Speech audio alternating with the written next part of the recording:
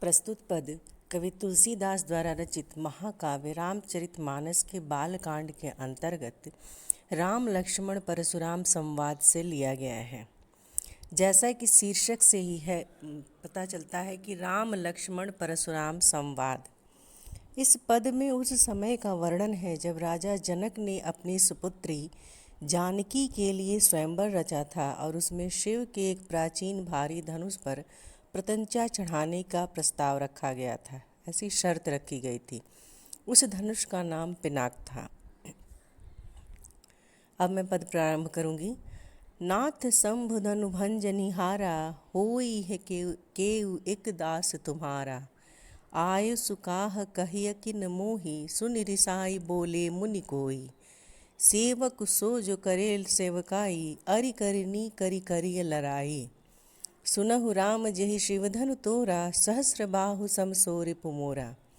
न सो बिलुगाऊ बिहाय समाजा न तमारे जइहे सब राजा। सुनि मुनि वचन लखन मुसुकाने बोले परसु धरहि अवमाने। बहुधन ही तोरि लरिकाई कबहुन असिरिस किन्ही गोसाई। ये ही धनु पर ममता के ही केतु सुन रिसाई कह भृगुकुल केतु। जब धनुष जो है वो खंडित हो जाता है श्री राम के द्वारा, तो इस कारण वहाँ परशुराम जो है वो सभा में पहुँचते हैं बहुत ही क्रोधित, बहुत आवेश में कि शिव के भक्त होने के कारण उन्हें इस बात का क्रोध था कि शिव का धनुष किसने तोड़ दिया। तो जब शिव धनुष टूटने पर मुनि परशुराम को अत्यंत क्रोधित हुआ देखते हैं श्री राम, तो वो नम्रता पूर्वक बोलते हैं, नाथ शंभु धनु भंजनिहारा।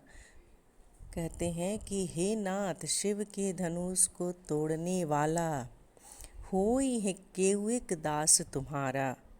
आपका कोई दास ही होगा, यानी कि आपका शत्रु नहीं होगा कोई, मैं भी आपका दास ही हूँ।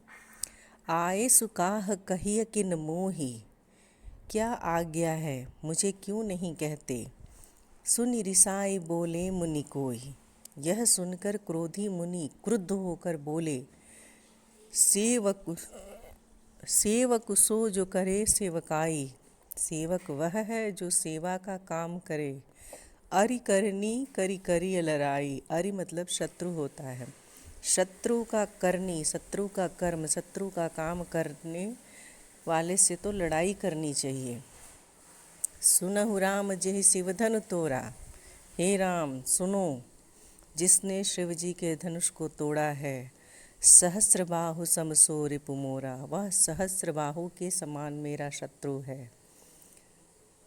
सो बिलगाऊ बिहाई समाजा, वह इस समाज को छोड़कर अलग हो जाए। वह सभा के लोगों को संबोधित करते हुए कहते हैं कि जिसने भी शिव धनुष तोड़ा है वो मेरे साथ युद्ध करने के लिए तत्पर हो, वो इस समाज को अलग छोड़कर अलग हो जाए, वो ये बात स्वीकार कर ले कि धनुष उसने ही तोड़ा है। न तमारे जइहें सब राजा, नहीं तो सभी राजा मारे जाएंगे। सुनि मुनि वचन लखन मुस्काने, मुनि के वचन सुनकर लक्ष्मण मुस्कुराने लगे। बोले परसु धरहि अवमाने, लक्ष्मण जब मुस्कुराने लगे और परशुराम का अपमान करते हुए बोले परसु धरहि अवमाने, परशुराम का अपमान करते यानी कि व्यंग में बोले। बहुधनु ही तोरि लरिकाई कबहुन असिरिस किन्ही गोसाई। वो कहते हैं कि हे गोसाई, लड़कपन में बचपन में हमने बहुत सी धनुहियाँ तोड़ डाली है, किंतु आपने क्रोध कभी नहीं किया। कबहुन असिरिस किन्ही गोसाई, किंतु आपने पहले कभी इस तरह से क्रोध नहीं किया।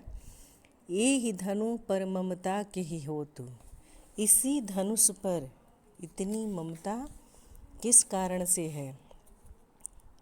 सुनि रिसाई कह भृगुकुल केतु, यह सुनकर परशुराम क्रोधित होकर बोले, अरे राजपुत्र। सुनि रिसाई कही भृगुकुल केतु, भृगुकुल के वंशज परशुराम इस बात पर क्रोधित होकर बोलते हैं, रे नृप बालक काल बस बोलत तो ही न संभार। हे राजा के पुत्र, हे राजपुत्र, काल के वश होने से तुझे बोलने का कुछ भी होश नहीं है। धनु ही सम त्रिपुरारि धने, विदित सकल संसार।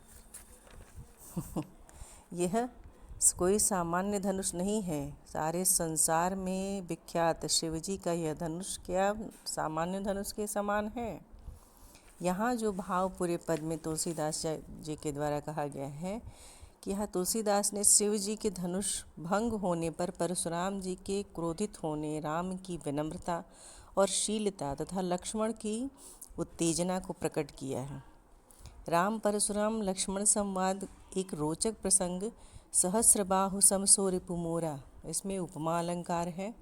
वहीं अनुप्रास अलंकार की छटा दर्शनीय है। इन पंक्तियों में जैसे सेवक सो जो करे सेवकाई, सेवक सो में अनुप्रास अलंकार है। बिलगाओ बिहाय, इसमें भी अनुप्रास अलंकार है। सहस्रबाहु समसो रिपुमोरा, ये उपमा अलंकार है। इसी तरह उपमा और अनुप्रास अलंकार की छटा इसमें है। इस पद में जहाँ ये बताया गया है कि सहस्रबाहु समसो रिपुमेरा, माने सहस्रबाहु के समान, परशुराम कहते हैं कि जिसने शिव का धनुष तोड़ा है वो सहस्रबाहु के समान मेरा शत्रु है। तो इसके विषय में कहा जाता है कि सहस्रबाहु जो दत्तात्रेय जी का शिष्य था, वो उनके गुरु थे, उसने घोर तपस्या के बल पर उनसे ये वरदान मांगा था हजारों हाथों का। बाहु मतलब हाथ होता है, सहस्त्र मतलब हजार, हजार बाहुओं का उसने वरदान मांगा था, इसलिए उसे सहस्रबाहु कहा जाता था। और सहस्रबाहु ने परशुराम के पिता जमदग्नि को नुकसान पहुंचाया था। सहस्रबाहु का वास्तविक नाम, मूल नाम जो था वो कार्तवीर्य था। कार्तवीर्य अर्जुन करके उसका पूरा नाम था। वो एक बार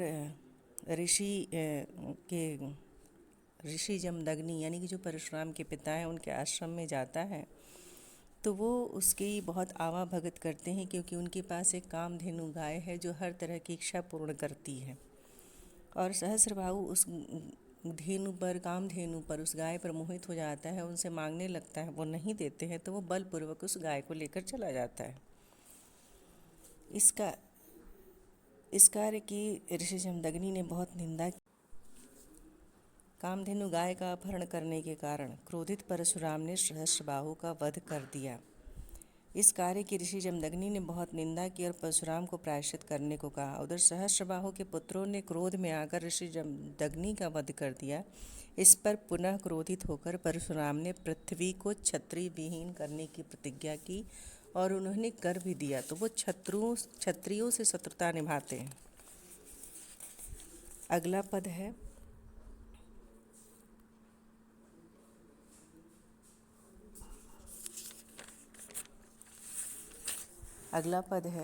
लखन कहाँ हसी हमरे जाना, सुनहु देव सब धनुष समाना। काक्षति लाभ जून धन तोरे, देखा राम नयन के भोरे। छुअत टूट रघुपतहि न दोसु, मुनि बिनु काज करिय कत रोसु। बोले चितय परसु की ओरा, रे सठ सुनई सुभाव न मोरा। बालक बोली बधव नहीं तोहि, केवल मुनि जड़ जानहि मोहि। बाल ब्रह्मचारी अति कोहि, विश्व विदित क्षत्रिय कुल दोहि। भुजबल भूमि भूप बिन किन्ही, विपुल बार महि देवन दिन्ही। सहस्रबाहु भुज छेद निहारा, परस बिलोकुत महिप कुमारा। इस पर जब परशुराम जो है वो बहुत क्रोधित हो जाते हैं, तो लक्ष्मण जो है वो हंसकर कहा कि लखन कहाँ हंसी हमरे जाना। लक्ष्मण ने हंसकर कहा, सुनहु देव सब धनुष समाना। हे देव सुनिए, हमारी समझ में तो सभी धनुष एक जैसे ही हैं। का क्षति लाभ जून धन तोरे, पुराने धनुष को तोड़ने में क्या लाभ है, क्या नुकसान है। ये देखा राम नयन के भोरे, इस श्री राम ने तो इसे नवीन के धोखे में देखा था। हमें तो पता ही नहीं था कि ये धनुष जो है वो इतना पुराना है, हमने तो इसे नया समझा था। श्री राम ने तो इसे नया समझा था और इन्होंने इसे तोड़ा भी नहीं। छुअत टूट रघुपति ही दोषो, फिर यह तो छूते ही टूट गया। इसमें रघुपति का, श्री राम का कोई दोष नहीं है। मुनि बिन काज करिए कत रोसु, हे मुनि आप बिना कारण के ही क्रोध कर रहे हैं, क्योंकि इसमें श्री राम का दोष नहीं है। उन्होंने तो इससे समझाए जाना ही नहीं कि ये पुराना दोष है, उन्हें तो लगा कि ये नया है और उन्हें तो इसे तोड़ा ही नहीं, वो तो छूते ही टूट गया। बोले चितय परसु की ओरा, परशुराम अपने फरसे की ओर देख कर बोले, रे सठ सुने स्वभाव न मोरा। अरे दुष्ट, अरे मूर्ख, तूने मेरे स्वभाव के बारे में नहीं सुना है। बालक बोली बधव नहीं तोई, मैं तुम्हें बालक समझकर नहीं मार रहा हूँ। वध करना यानी कि हत्या करना। केवल मुनि जड़ जा नहीं मोही। अरे मूर्ख, क्या तू मुझे निरा मुनि ही समझता है? क्या तू सिर्फ मुझे एक साधारण मुनि समझता है? बाल ब्रह्मचारी अति कोही, मैं बाल ब्रह्मचारी और अत्यंत क्रोधी हूँ। विश्व विदित क्षत्रिय कुलद्रोही, मैं क्षत्रिय कुल के शत्रु के रूप में विश्व में विख्यात हूँ। विश्व विदित, पूरा विश्व जानता है, ये संसार जानता है कि मैं क्षत्रियों का शत्रु हूँ। भुजबल भूमि भूप बिनु किन्ही, अपनी भुजाओं के बल से मैंने पृथ्वी को राजाओं से रहित कर दिया है। विपुल बार महिदेवन दीन्ही, और बहुत बार, विपुल बार बहुत बार उसे ब्राह्मणों को दान में दे दिया है। महिदेवन यानी कि ब्राह्मण। सहस्र बाहुभुज छेद निहारा, परसि बिलोकुत महिप कुमारा। हे राजकुमार, सहस्र बाहु की भुजाओं को काटने वाले मेरे इस फरसे को देखो। परसु विलोकित महिप कुमारा, अरे राजा के बालक, तुम सहस्रबाहु की भुजाओं को काटने वाले मेरे इस फरसे को देखो। मातृ पिता ही जन सोच बस करसी महिष कुमार। हे राजा के बालक, तू अपने माता पिता को चिंता मग्न मत कर, यानी कि तू मुझसे युद्ध न कर। गर्भन के अर्भक दलन, परसु मोर अति चोर। कह रहे हैं कि मेरा फरसा भयानक है, यह गर्भों के बच्चों का भी नाश कर देता है, यानी कि ये गर्भ के बालक की भी हत्या कर देता है। यहाँ जो सौंदर्य भाव पद में है, तुलसीदास ने राम और परशुराम दोनों के प्रताप का बड़ा ही सहजता से वर्णन किया है। यहाँ लक्ष्मण के द्वारा राम के प्रताप का वर्णन किया जा रहा है, तो परशुराम द्वारा स्वयं अपनी ख्याति, अपने प्रताप का वर्णन किया जा रहा है। शिल्प सौंदर्य में कहा जा सकता है कि इसमें लक्ष्मण के वचनों से उसकी स्वाभाविकता झलकती है। वहीं हंसी हमरे अनुप्रास अलंकार है। बालक बोली बधव, इसमें भी अनुप्रास अलंकार है। बाल ब्रह्मचारी, इसमें भी भुजबल भूमि भूप अनुप्रास अलंकार है। वैसे ही मुनि बिनु काज करिय कत, इसमें भी अनुप्रास अलंकार की छटा है। इसके साथ ही अगला पद देखते हैं। बेहसी लखन बोले मृदुबानी, अहो मुनीस महाभट मानी। पुनि पुनि मोहि दिखाव कुठारू, चहत उड़ावन फूकी पहारू। यहाँ कुम्हड़ बतिया कोई नाई, जे तर्जनी देख मरि जाही। देखी कुठारू सरासन बाना, मैं कछु कहाँ सहित अभिमाना।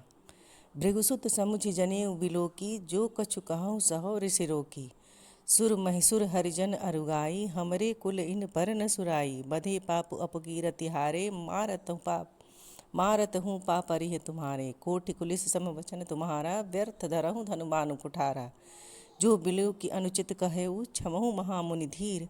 सुनि सरोस भृगुवंश मणि, बोले गिरा गंभीर। इस पद में लक्ष्मण क्रोध युक्त परशुराम की मुद्रा देखकर उन पर हंसते हुए कहते हैं कि बेहसी लखन बोले मृदुबानी। लक्ष्मण ने हंसकर कहा, हे देव, मृदुबानी में, मधुर वाणी में कहा, अहो मुनीस महाभट मानी। हे देव, अहो मुनिवर, तो अपने आप को बड़ी भारी योद्धा समझते हैं। महाभट मानी, आप अपने आप को बहुत बड़ा योद्धा समझते हैं। पुनि पुनि मोहि दिखाव कुठारो, पुनि पुनि बार बार मुझे ये कुठारा, अपना फरसा जो है वो दिखाते हैं। चहत उड़ावन फूकी पहाड़ू, फूंक से पहाड़ उड़ाना चाहते हैं। चहत मतलब चाहना, फूंक से आप पहाड़ उड़ाना चाहते हैं, यानी कि आप हमें क्या कोई तुच्छ सी समझते हैं। यहाँ कुम्हड़ बतिया को नाई, जे तर्जनी देख मर जाएं। यहाँ इतना कमज़ोर कोई नहीं है जो तर्जनी देखकर मर जाए। तर्जनी यानी कि जो हमारे हाथ की पहली उंगली, जिसको हम इंडेक्स फिंगर कहते हैं, और अक्सर कुम्हड़ा जो होता है, पंपकिन जिसको कहा जाता है, अगर उसका फल लगा होता है पौधे में, तो उसको अगर तर्जनी, उसको इंडेक्स फिंगर से अगर दिखाया जाता है, इंगित किया जाता है, इंडिकेट किया जाता है, तो वो मुरझा जाता है, उसकी तरफ उंगली नहीं दिखाई जाती। तो वही बात कहते हैं लक्ष्मण भी कि हम क्या कुम्हड़े की बत्तियां हैं जो तुम्हारी उंगली दिखाने से मुरझा जाएंगे, समाप्त हो जाएंगे। देखी कुठारु सरासन बाना, कुठार और धनुष बाण देखकर ही मैंने कुछ अभिमान सहित कहा था। ये कछु कहा सहित अभिमाना, मैंने आपका कुठार और धनुष बाण देखकर ही कुछ अभिमान के साथ कहा था। भृगुसुत समुझि जनेऊ बुलोकी, भृगुवंशी समझकर और यज्ञोपवीत देखकर तो जो कुछ आप कहते हैं, जो कछु कहूँ सहो ऋषि रोकी, जो कुछ आप कहते हैं उसे अपने क्रोध को रोक कर मैं सह लेता हूँ, सुन लेता हूँ।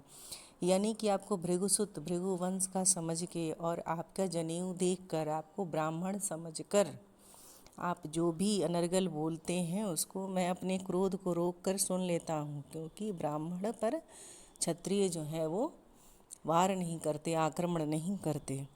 सुर महिसुर हर जन और गाई, कहते हैं कि देवता, सुर, महिसुर, ब्राह्मण, हरिजन, भगवान के भक्त और गाय पर हमारे वंश में, हमारे कुल इन पर न सुराई, हमारे वंश में वीरता नहीं दिखाई जाती। माने हम सूरवीर, सुराई यानी कि सूर, वीर, वीरता हम नहीं दिखाते। देवता पर, ब्राह्मण पर, हरिजन, भगवान के भक्तों पर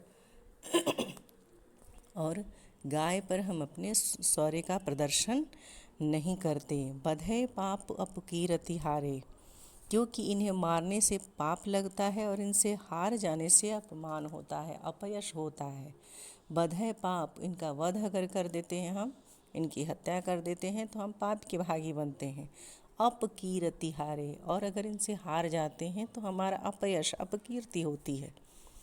मारत हूँ पापर्य तुम्हारे, इसलिए आप मारे तो भी आपके पैर ही पड़ना चाहिए, क्योंकि हम ब्राह्मणों को पूजनीय मानते हैं। अगर आप हमें मारेंगे तो भी हम आपके पाँव ही पड़ेंगे। कोटि कुलिस सम वचन तुम्हारा, आपका एक एक वचन ही करोड़ों वज्रों के समान है। करे कोटि, करोड़ों, कोटि कुलिस सम वचन तुम्हारा, करोड़ों वज्र के समान तो आपका वचन ही है। यहाँ देखिए उपमा अलंकार का बड़ा ही सुंदर वर्णन है। व्यर्थ धरहु धनुबाण कुठारा, आप तो व्यर्थ में ही धनुष बाण और कुठारा लेकर चल रहे हैं, इसे धारण किए हुए हैं। आपके तो वचन ही इतने कठोर हैं कि वो किसी का वध कर दें। जो बिलो के अनुचित कहूँ क्षमहु महामुनि धीर, कह रहे हैं कि हे धीर महामुनि, मैंने कुछ अनुचित कहा हो तो आप क्षमा कीजिए। व्यर्थ धरहु, जो बिलो की अनुचित कहूँ क्षमहु महामुनि धीर, कह रहे हैं कि हे प्रभु, हे महामुनि, अगर मैंने आपके साथ कुछ अनुचित कहा है तो आप उसके लिए मुझे क्षमा कीजिए। सुनि सरोस भृगुवंश मणि, बोले गिरा गंभीर। यह सुनकर भृगुवंशी परशुराम क्रोध के साथ गंभीर वाणी में बोले। इस पद्यांश में तुलसीदास जी ने लक्ष्मण द्वारा परशुराम के प्रति किए गए व्यंग का अति सुंदर ढंग से वर्णन किया है। इसमें लक्ष्मण परशुराम जी पर व्यंग कर रहे हैं। कुलिश समवचन में उपमा अलंकार है। महिषु महाभट्टिमान आदि अनुप्रास अलंकार का प्रयोग है। सारे पदों में अनुप्रास की छटा अत्यधिक है। फूंक से पहाड़ उड़ाना, तर्जनी दिखाना आदि मुहावरों का सटीक प्रयोग है। चौपाई तथा दोहा छंद का सुंदर वर्णन है। आगे के पद में हम देखते हैं। कौशिक सुनहु मंद यहु बालक, कुटिल काल बस निज कुल घालक। भानुवंश रावे राकेश कलंकु, निकट निरंकुश अबुधु असंकु। काल कवल होई छन माही, कहाँ कहो पुकार खोर मोहि नाही। तुम हट कहूँ जो चाहूँ उबारा, कही प्रताप बल रोसु हमारा। लखन कहे मुनीसु जसु तुम्हारा, तुम ही अछत को बरनय पारा। अपने मुँह तुम अपनी करनी, बार अनेक भांति बहुबरनी। नहीं संतोष न पुनि कछु कहूँ, जनिरि सिरो की दुसह दुख सहूँ। वीर व्रति तुम धीर अछोभा, गारी देत न पावहु शोभा। सूर समर करनी करही, करिन जवान जनामहि आप। विद्यमान रन पाई रिपु, कायर कतहि प्रताप। इस पद में राम द्वारा शिवजी का धनुष तोड़े जाने और क्रोधित अवस्था में परशुराम के आने के बाद परशुराम और लक्ष्मण का संवाद जो आगे बढ़ रहा है, इसमें परशुराम विश्वामित्र को संबोधित करते हुए कहते हैं, कौशिक सुनहु मंद यह बालक। कौशिक अर्थात विश्वामित्र। ये परशुराम कहते हैं गंभीर वाणी में कि हे विश्वामित्र, सुनो, यह बालक बड़ा कुबुद्धि तथा कुटिल है। कुटिल काल बस निज कुल घालक। और अपनी कुटिल कुबुद्धि के कारण यह काल के वश में होकर अपने कुल का घातक बन रहा है। अर्थात कि अगर इसी तरह से ये बोलता रहा और मेरे धैर्य की परीक्षा लेता रहा तो मैं इसका वध कर दूंगा और यह इसके कुल के लिए घातक होगा। भानुवंश राकेश कलंकी निपट निरंकुश अबुधु असंकु। कह रहे हैं कि यह सूर्यवंशम पूर्णचंद्र का कलंक है। यह सूर्यवंशी पूर्णचंद्र के कलंक की तरह है। यह बिल्कुल उदंड, मूर्ख और निडर है।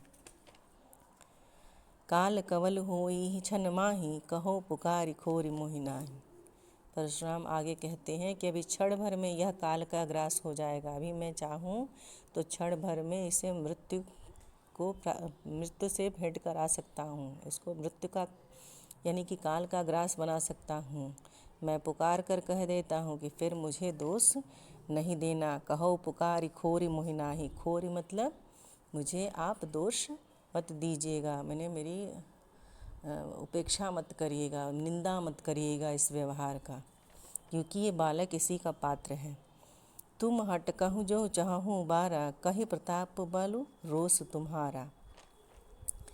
आगे कहते हैं परशुराम कि तुम, हे कौशिक, हे विश्वामित्र, यदि तुम इसे बचाना चाहते हो तो हमारा प्रताप, बल और क्रोध बताकर इसे मना कर दो। कह रहे हैं ना कि तुम हट कहूँ जो चाहूँ बारा। तुम अगर इसे चाहते हो बचाना, कही प्रताप बल रोष हमारा, और तुम इसे बचाना चाहते हो तो मेरे बल का, मेरे प्रताप का और मेरे रोष यानी कि क्रोध के बारे में इसे बता सकते हो।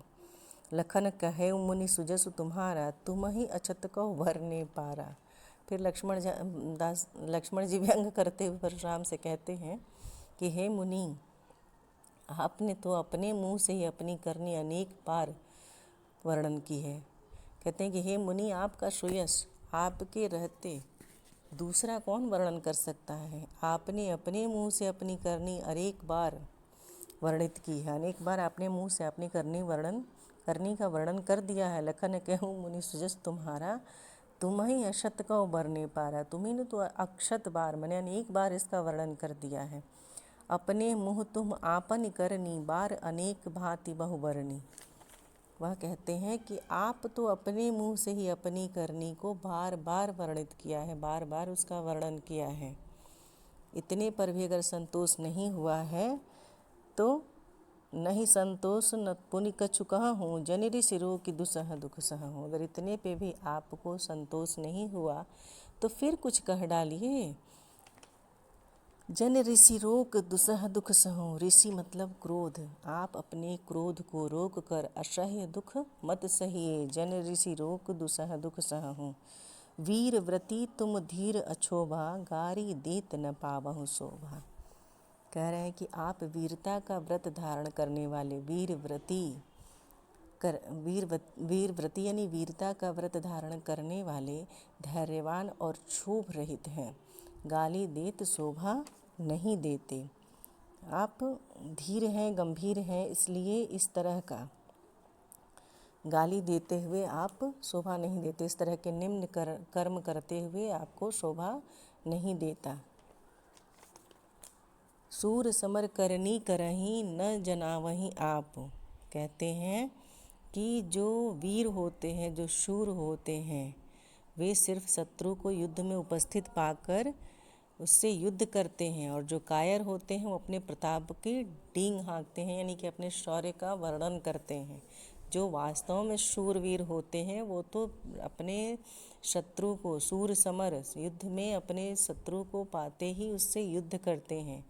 विद्यमान रन पाई रिपु, कायर कहें प्रताप। और जब कायर जो होते हैं वो रण में यानी कि रण में, युद्ध में विद्यमान माने उपस्थित पाकर अपने शत्रु के सामने अपने बल और शौर्य का वर्णन करते हैं, न कि युद्ध करते हैं।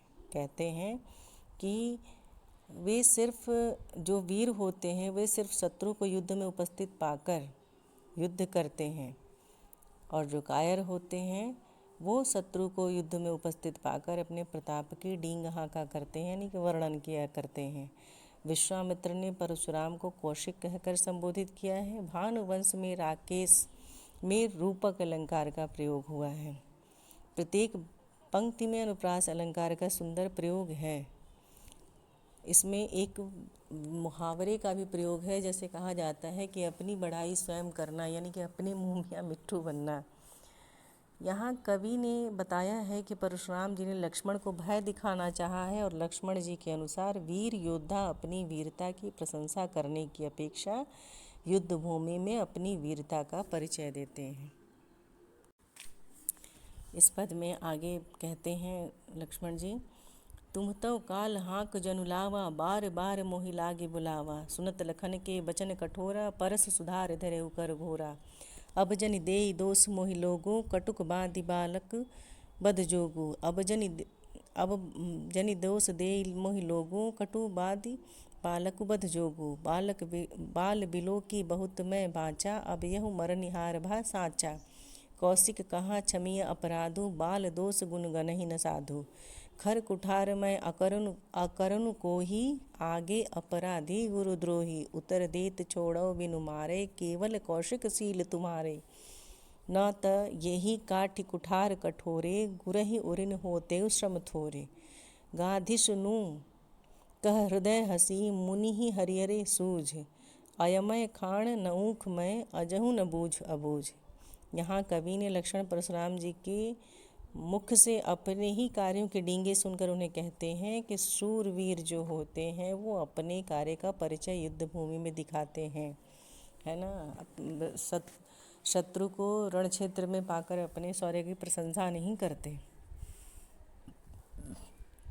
तुम तो काल हाँकु जनुलावा, लक्ष्मण कहते हैं परशुराम जी से कि आप तो जैसे बार बार काल को मेरे लिए बुला रहे हैं, बार बार मोहि लागे बुलावा। बार बार आप काल को मेरे लिए बुला रहे हैं। लक्ष्मण जब इस तरह के कठोर वचन बोलते हैं तो सुनत लखन के बचन कठोरा, लक्ष्मण के कठोर वचन सुनकर परस सुधार धरे उकर घोरा।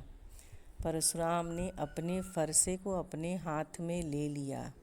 अब जन देई दोष मोहि लोगु, वे बोले अब लोग मुझे दोष न दें। कटु बाँधि, यानी कि कड़वा बोलने वाला बालक बध जोगु, यह कटुवादी कड़वा बोलने वाला बालक मारे जाने के योग्य है। बध जोगु यानी कि वध करने की योग्य है, मारने योग्य है।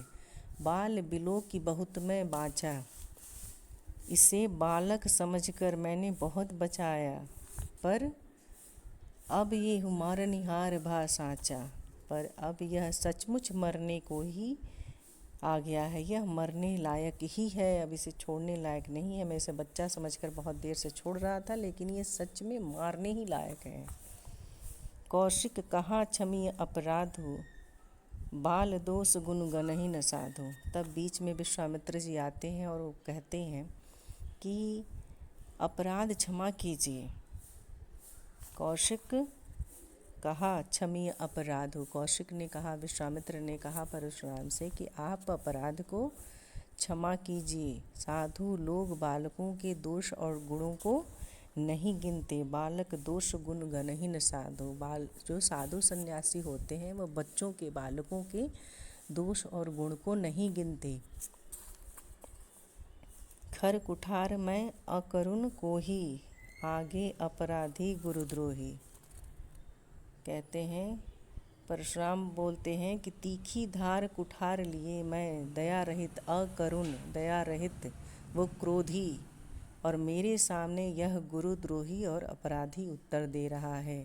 यानी कि गुरु के साथ में होते हुए भी यह बढ़कर बोल रहा है ये, और ब्राह्मण क्या गुरु के समान होते हैं, तो ये उसकी सीमाओं का उल्लंघन कर रहा है, इसलिए उन्हें गुरुद्रोही कह रहे हैं। तो इसलिए ये अपराधी है और उत्तर दे रहा है।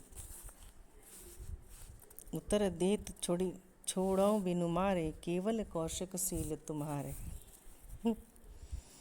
कह रहे हैं परशुराम कि इतने तीखी वाणी के बाद भी, इतने पर भी मैं इसे बिना मारे छोड़ रहा हूँ। हे विश्वामित्र, केवल तुम्हारे शील के कारण ही, केवल तुम्हारे व्यवहार के कारण ही, नहीं तो इसे यहीं न ते ये ही काटी कुठार कठोरे, गुरहि उरिन होते श्रम थोरे। नहीं तो मैं यहीं इस कुठारे से इसको काट कर थोड़े से परिश्रम से ही गुरु ऋण से उऋण हो जाता।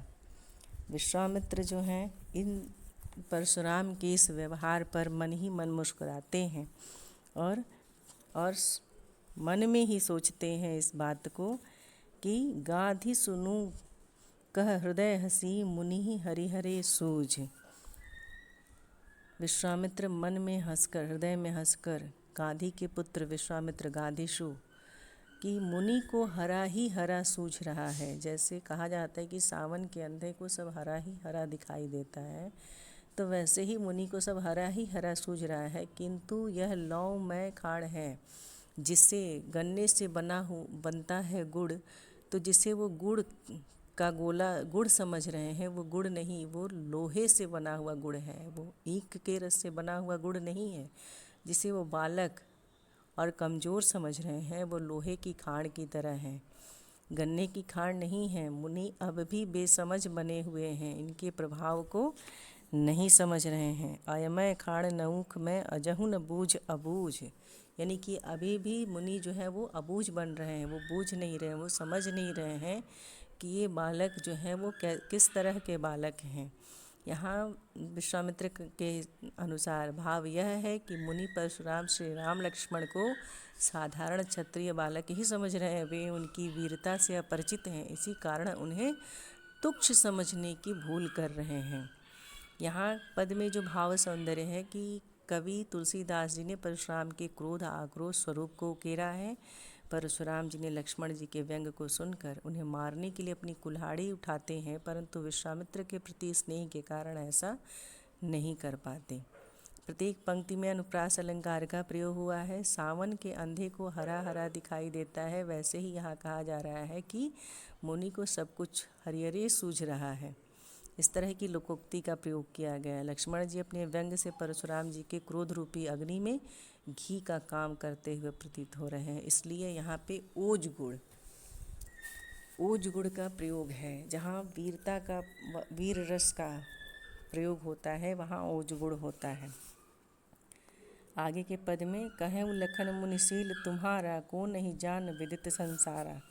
माता पितहि उरिन भय नीके, गुरिन रहा सोच बड़ जी के। सो जनु हमरे ही माथे काढ़ा, दिन चली गए ब्याज बड़ बाढ़ा।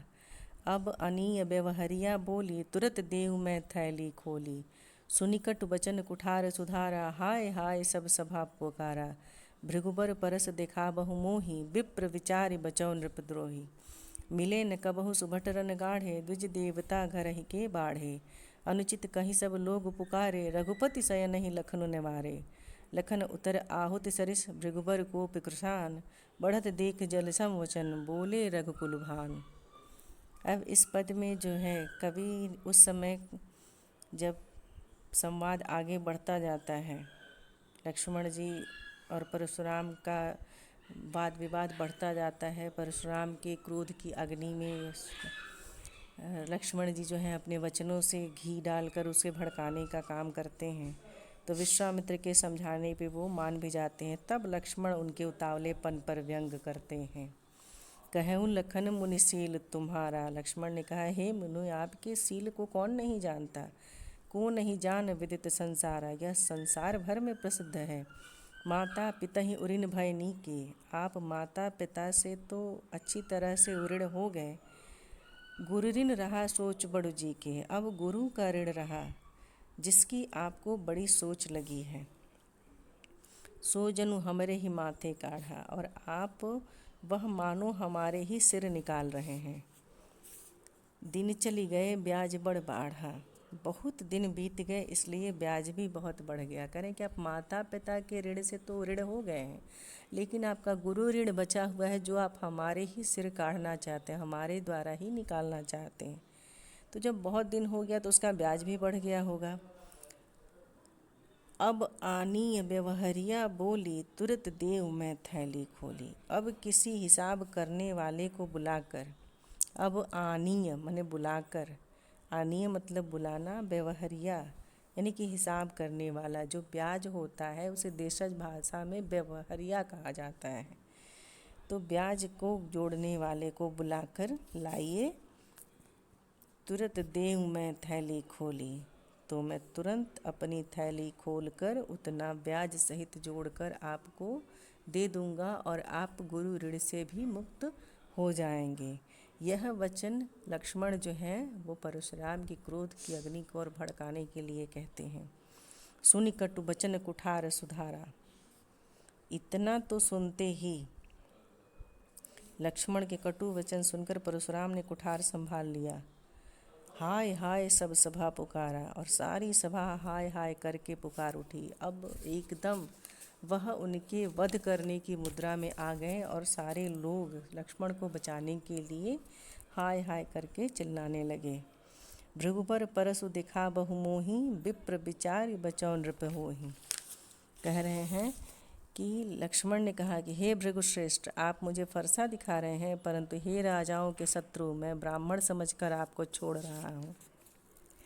भृगुबर परसु दिखा बहु मोही, हे भृगु वंश के परशुराम, आप मुझे फरसा दिखा रहे हैं। और विप्र यानी कि ब्राह्मण, विचारा होता है, जिसे मैं आपको विप्र समझकर, आप राजाओं के द्रोही हैं फिर भी मैं आपको विप्र विचार कर छोड़ रहा हूँ। मिले न कबहूँ सुभट रन गाढ़े, द्विज देवता धरहि के बाढ़े। कहते हैं कि मैं आपको रणधीर बलवान वीर आपको कभी रणधीर बलवान वीर नहीं मिले हैं। हे ब्राह्मण देवता, आपके घर में ही बड़े हैं।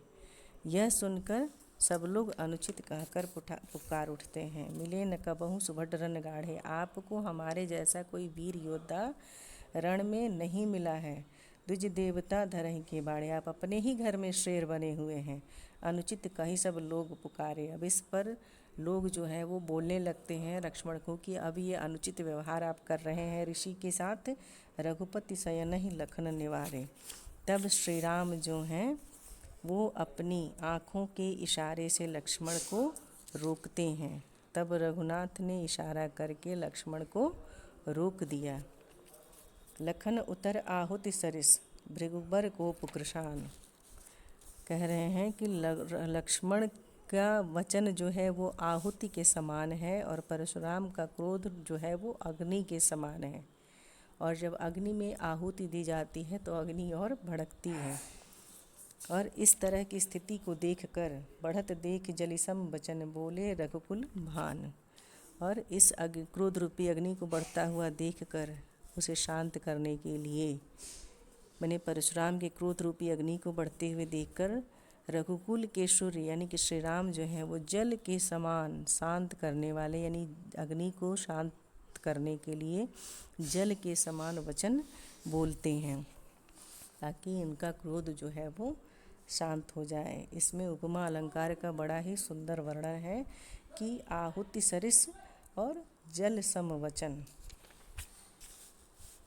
इस पद्यांश में तुलसीदास ने लक्ष्मण के परशुराम पर आए क्रोध को दर्शाया है और लक्ष्मण जी पर व्यंग करते हुए कहते हैं कि माँ बाप का ऋण तो उतार चुके हैं लेकिन गुरु का ऋण भी चुकाना बाकी है। इसमें दोनों के क्रोध और संवाद का बड़ा ही सुंदर वर्णन है। इसके साथ ही आपका ये पद्यांश समाप्त हुआ। इसके बाद मैं इसके प्रश्नोत्तरों को देखूंगी, प्रश्नोत्तरों के बारे में बताऊंगी।